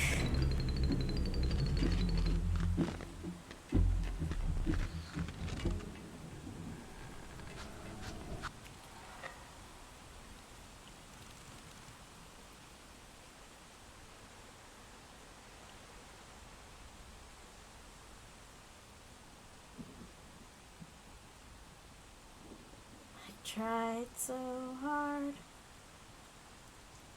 and got so far.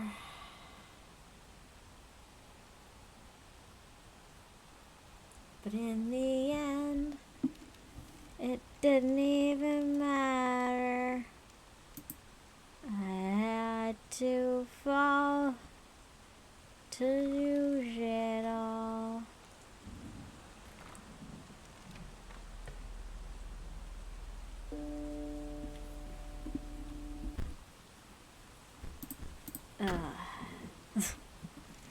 I think I'm gonna call it quits too. I'm really tired.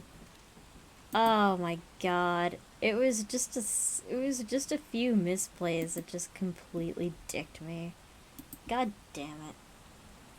In the meantime, do not eat or drink any questionable substances. Make smart decisions. Do not die. Dying is absolutely forbidden, and I will see all of you wonderful people at a later time. Take care, guys.